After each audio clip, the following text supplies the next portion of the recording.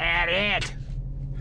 Again, if you blow this stop sign, I can guarantee you there's a cop will come out of God knows where and pull you over. I got pulled over here. I have no idea where that cop came from. Till this day, like, he wasn't here, he wasn't there, he was behind me. And there was no place to see him. And he wasn't down the side road because I had looked. And he just came out of nowhere. He must have been in the bush. Literally in the bush. Yeah, that was when I had Brutus. My big white truck there with the door that flied open all the time.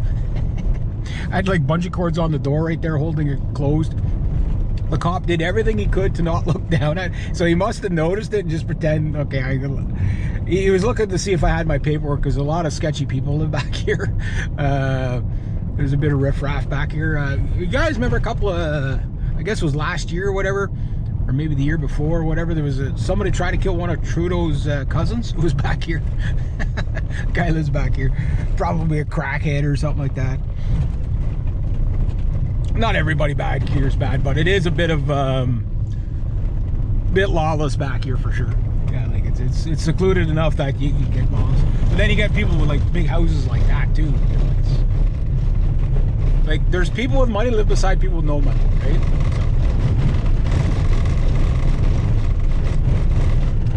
So. Washboard?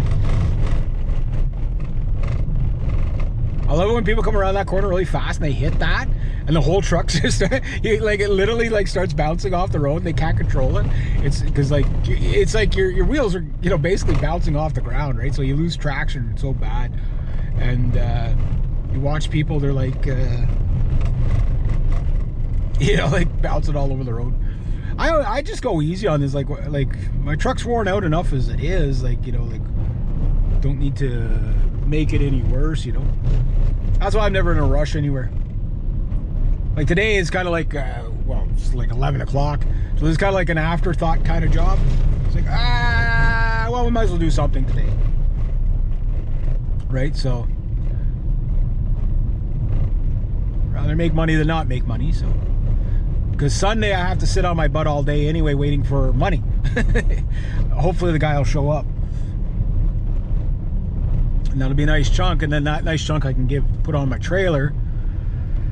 And it's a big enough chunk that it's like, okay, that'll help me, that'll help Paul a lot because that'll help him pay off his trailer. And that helps me getting closer to getting my trailer on the road. And less debt is less debt. So once I got that trailer paid, it's just credit card debt and that's it.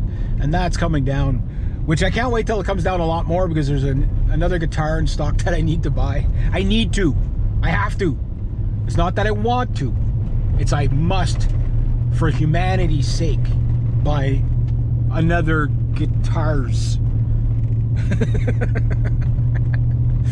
Had to leave it open-ended, you know what I mean? Like if I were to stay right where I am, we'd both lose our mirrors. Watch this.